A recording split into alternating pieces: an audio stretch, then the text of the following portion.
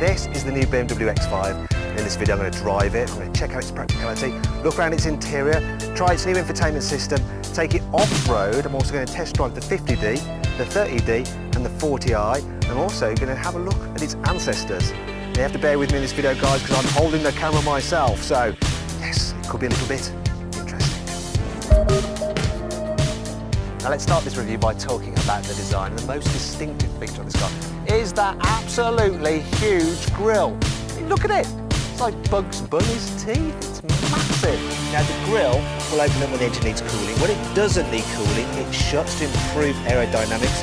In fact, you've got these air vents here which are actually there to do a job. They send air in there and out here so it smooths over the front wheel.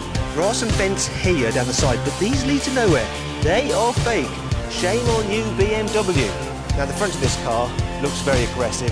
This is the M50D, so it's got full M Sport trim on it. This one's got laser lights with some cool blue inserts there. There we go, laser lights. Running on 21-inch alloy wheels. You got the upgraded M brakes there as well, with blue paint on them. Down the side, some skirts to make it look like it's hugging the road. I like the rear lights as well, new design. Not so sure about the back end. It's a bit slab-like, isn't it? Rather large. Let's have a look at the interior. I'm going to pop the boot, all electric of course, and you have a split tailgate. One part is electrical as well. The boot is a nice big square shape. Extra storage under there as well. No spare wheel.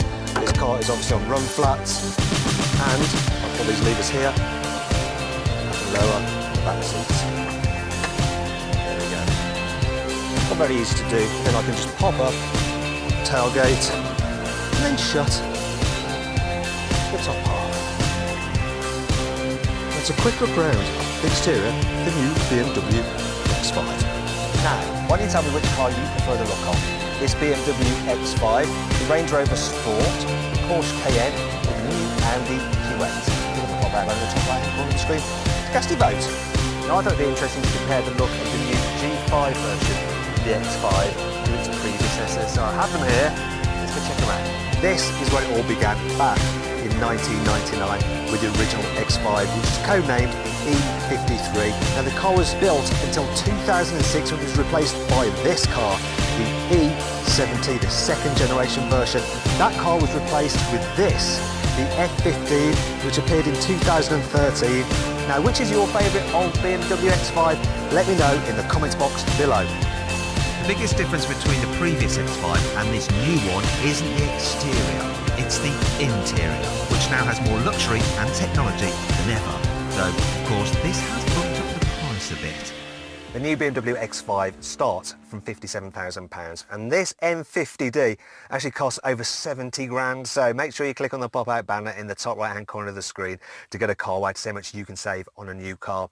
The big question is though, does this new X5 feel worth that money? And I have to say, in a word, yes. Quality is absolutely brilliant. The soft touch materials even down here, and all the way down on the door bin. In fact, they're the softest door bins I have ever felt. Feels great, really sturdy as well. And the design's nice. It's quite simplistic. All your controls are easily laid out there. I like the fact that the ventilation controls are metallic. You've still got some shortcut touch sensitive buttons here underneath. It's all very nice. Not so keen on this trim though. The pattern's a little bit confusing. It's almost like one of those magic eye posters where if you stare at it long enough, you'll probably see a dolphin, which isn't ideal when you're driving. Not a big fan of this crystal gear knob either. It's all a bit naff if you ask me. Can't fault the seats though. Seats are lovely and I like the two-tone leather in this car. It looks really, really good. Taking pride of place though is the new infotainment system. So it's BMW's iDrive 7. And it's better than ever. It's absolutely fabulous. I mean, it's dead easy to control. You can swipe through the different menus down the side here using the swivel wheel. And then if you want to, you can use it as a touchscreen and slide through the slates like that. You can also operate it with gesture commands like that. So that's the volume. Come on, come on. There we go, finally. As you can see, it's a little bit temperamental. There we go, turned it down there. You end up just using the knob. It's just easier. Can't fault the graphics on the screen though. I mean, look at that map. It is lovely. Look at that. It's just high definition and then some, because it looks like that image has been spray painted on. Doesn't look like graphics. It's that sharp. Also, the system includes a full digital driver's display. Now I don't think it's quite as good as the one that you can get in an Audi Q8 because you can't have full widescreen sat-nav up there. You just have it in between the two dials. Also the rev counter runs backwards like in a Peugeot. Don't know why BMW doing that. It's a little bit odd, but it's generally okay, and it shows lots of different information, and you can cycle through things such as your stereo and see things such as engine boost and how much torque it's producing and G-force, and yeah, who needs all of that. I do like this though. Look, I'm just going to start the car. There, the dials come on, shows a picture of the car. I like the reversing camera. It's so good. So I can go into 3D mode, and then you get like a computer digital image of the car. It's a bit like a video game. Then I can use the gesture controls like that. Once again, a bit hit and miss, and it's quite hard to control with the gesture commands, but you can look around the car. It's pretty neat. The only thing that's lacking really is the fact that this still doesn't do Android Auto. You can only get Apple CarPlay with it. Thanks for that, BMW. Half of all mobile phone users then won't be able to connect their phones fully. Hopefully the way the new X5 drives is enough to make up for this mild annoyance. So the X50D has its own unique suspension setup. It's got coil springs with adaptive dampers, and they are set up a little bit firmer than the other cars.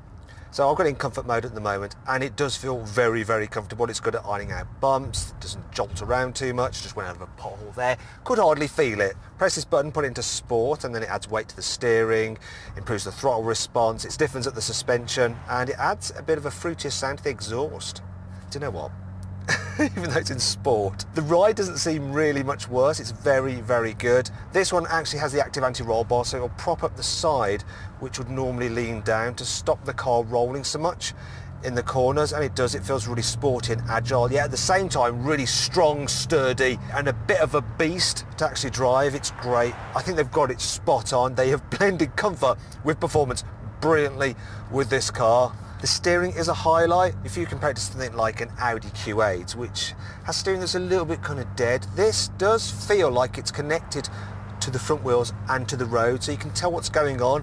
One thing I will complain about though is that to change modes you have to reach between the two front seats and feel your way to the buttons, and so you end up looking down when you want to go in sport, when really you want to be looking at the road, not down here. I just don't know why the controls aren't on the steering wheel like they are on the M cars. It just makes so much more sense. Now one thing I need to show you is the performance from this 50D engine. So it's a 3 litre straight 6 diesel, but it's got 4 turbochargers, and as a result it has 400 horsepower. So I'm going to launch it now. Ready? Here we go. Build up some boost. Let it go. Oh, that's pretty quick for a diesel. And that's 60 like that. It's very quick. 0 to 60 is 5.2 seconds, but that isn't the whole story. What is if I put it into manual mode and I hold it into a gear, and I'm at 50 now and I just floor it, the way this thing picks up, it's just relentless. It's because it's got 760 Newton meters of torque. Makes a good noise as well. Kind of sounds a bit like a V8, not a straight 6, but then that noise you're hearing is fake. It's plumbed in through the speakers. The gearbox is really good as well. So it's the usual 8-speed ZF, but they've changed it to make it even better. And that's a bit like improving on perfection. I don't know how they've done it, but they've done it. Well done, BMW. And of course you can change gears yourself using the paddles, and it's really sharp when you do that. As with all modern cars, there's an array of driver assistance systems, and you get the latest ones from BMW here. So I'm going to put the car into cruise control with steering assist, lane keeping assist, and distance control to keep me a safe distance from the car in front. It'll steer to keep me in lane. I like the way it has these little lights that flash up on the steering wheel if you let go of it. So those are the warning signs there, as well as the warning up there on the dash telling me to put my hands back on the wheel. But I'm not going to do that, and this is what happens if I don't. We get flashing red lights there, and then it's going to auto brake the car. There we go, it's auto braking it now, and it's actually jolting it as it's doing it to just wake me up. Now I'm going to let it stop me because there's nothing behind me, and now take over. There we go. So that's safe. It keeps you in lane and it doesn't disengage. It actually brings you to a steady and safe stop, and not too sudden that the car behind might crash into you. This would be particularly bad if you have passengers in the back seats. Speaking of which, what is the new X5 like in the rear? So you can probably see for yourself that there is absolutely loads of room. Now the guy who's driving is over 6 foot tall. Yeah, look, loads of space for my legs, so tall adults will be fine back here. And look how much headroom there is. There's loads. Look at that. Absolutely loads. And it feels really spacious. You've got big back windows and a nice ledge you can lean off. These seats, they are super comfy. In fact, there's lots of creature comforts back here. So you've got digital dual zone climate for rear passengers. You've also got USB-C inputs. That's nice and modern for the latest smartphones. We've got really tough, look at that, really strong pockets in the back of the seats. That's a heavy old laptop, that is, and it can hold it in place, no problem at all. Then there's these little slidey bits here which you can fit some attachments to. Look at that. It's a hook to hang things off. And then there's another one here for your coat hanger. And I'm sure you can fit some other stuff there as well, like iPads. My only disappointment is I can't actually recline this seat, but it's not too much of a problem because the seats are quite reclined anyway. So yeah, if you wanted to have a sleep, you could quite easily back here because it's super quiet and really, really very comfortable. In the UK, most people won't buy the 50D, but the 30D. So I jumped into one to try it out. It uses a similar 3-litre diesel, but with just one turbo, and therefore has 264 horsepower. And this, guys, is the effect on acceleration compared to the 50D. Really though, the 30D is easily quick enough. Also, it gets air suspension, so it's even more comfortable over bumps than the sportier 50D. Plus, you can raise the ride height by 40mm if you want to go off-road. Speaking of which, I think I'll just go off-road here. So I'm going to press the button to raise up the suspension. Let's raise it up.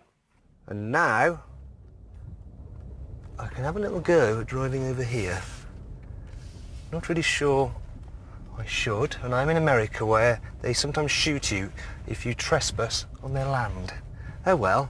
Also, you can get this car with a special off-road pack, and this car has it, so it has some special settings for the four-wheel drive system and for the rear differential, so it improves the grip when you're off-roading. Plus it includes some underbody cladding so you don't damage the engine when you're off-roading, and some other bits and pieces as well. Actually, I'm getting a little bit worried about driving over here, so I think I might just turn around and get out of here. It's not too bad if you want to go off-roading, and really, most people who buy an X5 probably won't be doing any more extreme off-roading than this. I hope that's not a man with a gun. Let's get out of here. I'm going to put the suspension into a low setting again because I might need the handling prowess to get away from him and his pickup. Come on! Yee-haw! I thought it wise to switch cars one more time, just in case I'd been spotted and followed. So finally, I'm in the 40i. So it's got a 3-litre straight-six turbocharged petrol engine with 340 horsepower. It can do 0 to 60 in just 5.5 seconds, and it's a nice engine there, so it's responsive. It doesn't have the punch of the 50D, but it's nice just revving it. Makes the car feel a bit lighter and more agile as well. Probably a little less weight in the nose. I've always liked BMW 6-cylinder petrol engines, you know, they're silky smooth, and this is no exception. So then what's my final verdict on the new BMW X5? Well, I must say, I'm really impressed with it. You know, it drives very well, it's comfortable, it's quiet, it's luxurious, it's practical, it's packed full of technology. I mean, what's not to like? Yeah, it's an excellent luxury SUV. If you enjoyed this video, please like it, comment on it and share it. Also, click on our logo to subscribe to this channel. And if you click on the bottom right hand corner, you can actually watch more of our content. Meanwhile, click over to the right to go to our deals page to see how much money you can save on a new car at CarWow.